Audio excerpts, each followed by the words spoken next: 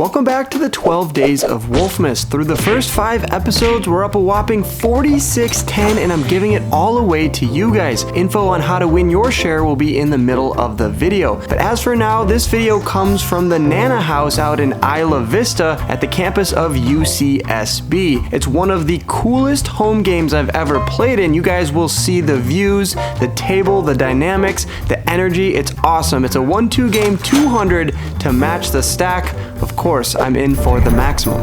Alright, in the very first hand, we look down at pocket kings and make it $15 to go. We pick up 2 callers and flop ourselves an overpair on a queen 10-9 with 2 spade board. The pot is $47 and I decide to go small here for 11 bucks, and Rohan immediately raises me to 35. We lose our 3-way, so it's back over to myself. Do I want to put in another raise here and play for stacks, or do I just want to call and see a safe turn card? I like to go with option number B. The pot has ballooned north of $100, which is pretty big for this 1-2 game, and the turn comes gin. It's the jack of spades. Bang, we turn a straight. I decided to go for the smooth check, and a quick side note, we do have a gut shot straight flush draw, so a 10 of spades on the river would bring in one of those very rare hands, being a straight flush. Unfortunately, Rohan checks behind on the turn, so no additional value on this second street. But the third street comes a 3 of hearts, and I decide to lead out into Rohan. I don't want him checking behind. I make it $69 to go because we're on a college campus after all, and he snap calls me to the tune of pocket 8, so he had the bottom end of the straight, I had the top end, and this $255 pot is getting shipped from 1 subscriber over to 7 of you lucky winners if I book a profit in this session. It's kind of a double-edged sword like I just mentioned. This table is full of subscribers of my channel, so the whole point of this Wolfmas giveaway is to take from random people and give it to you guys, but when I'm invited out to a fun home game, of course I had to show up. Alright, very next hand, I don't even have time to put my chips in a nice, neat pile.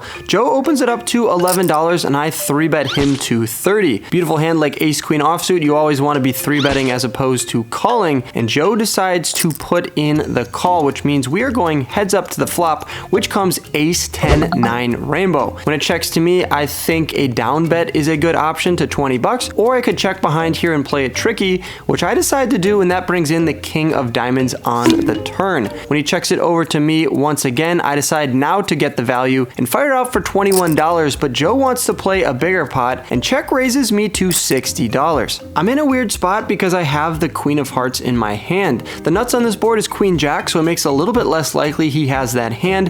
What other hands could he be raising here? Well, pocket 9s, king 10, ace king, ace 10 make a lot of sense. You're not built for it. You can let it go. Jeez.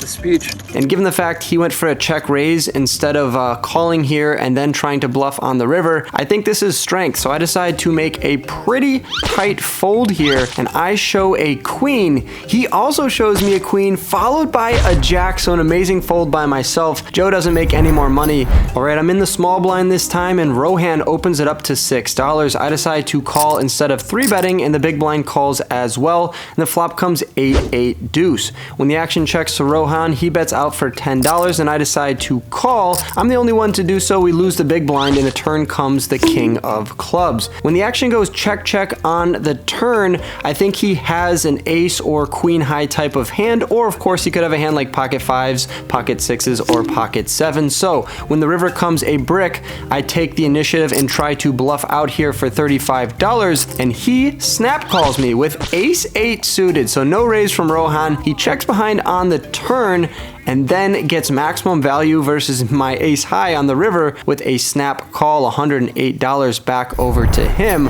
If you want to be one of the 7 lucky winners that gets flown down to Champions Club in Houston, Texas, and given a free buy-in to play with Lucas and myself, here's how to enter. I'm giving away 2 seats to channel members, so you have to hit join and become a channel member to be eligible for that. 2 people will be picked from signing up on Club WPT Gold using code Wolfgang, and the remaining the same way as last last year from that sign up sheet down in the description. As always, you need to be subscribed and comment on all 12 videos to be eligible. Good luck and happy Wolfmas.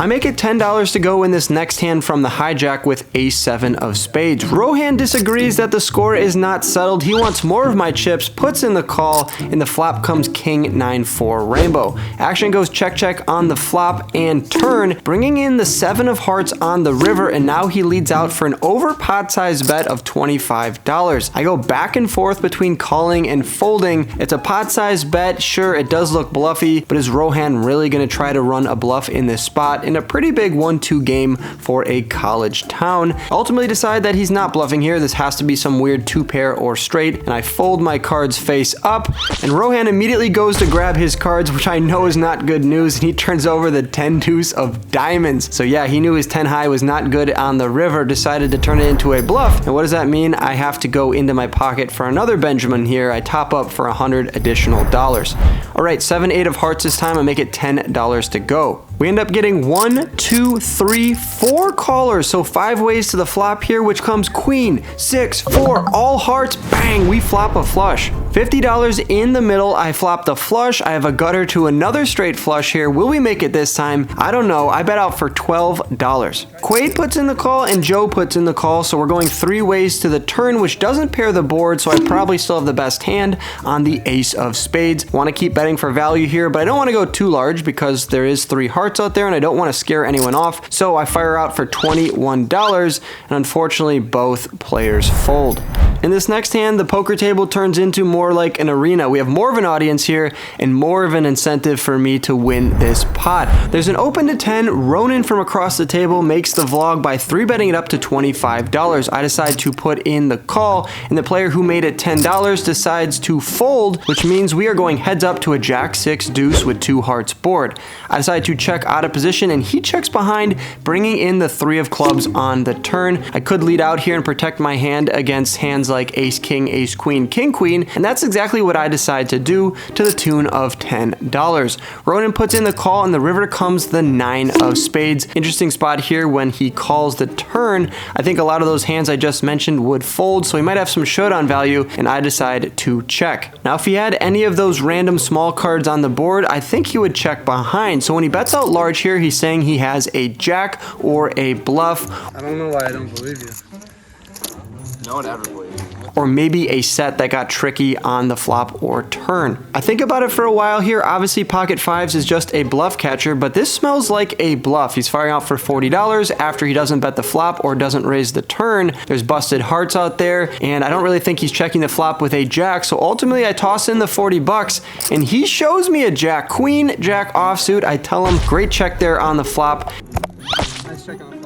He made the maximum versus me, and congrats, you made the vlog. Unfortunately, I have to go in my pocket once again for another Benjamin, so we topped up an additional $200 at this point.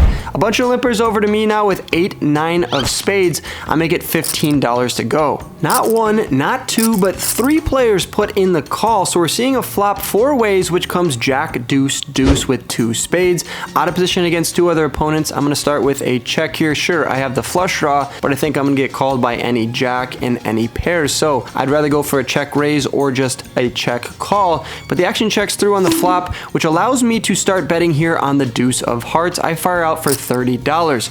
Tony puts in the call and Orsi puts in the call. We're off to the river now, which comes the king of hearts, and I think this is kind of a scare card. What are people calling me with on the turn? Well, they could have a jack, they could have a random pocket pairs like 7, 6s, or 5s. So this king is a scare card for all of those hands I just mentioned. Additionally, I just have 9 high, so there's absolutely no way I'm winning at this point. I decided to go for a bluff here. There's $156 in the middle, and I'm trying to take this down, so I bet out 8 blue chips. That's $80. Tony thinks about it for a while and then folds his cards. Orsi is quicker to follow, mucking his cards at a rapid speed there, which means $236 being shipped over to me. And of course, I gotta show the table this nice 9 high bluff. All right, 2 more hands to go here. Let's see if I can make back some profit for you guys. I'm in the big blind this time, and I look down at pocket 10s, a great hand to make some money. Ronan opens it up to $8, and Quaid puts in the call. Actions on me. 3-bet incoming. I probably could could go even a little bit larger, but I make it $35 to go. Both villains put in the call, and the flop comes ace king 3 with 2 hearts.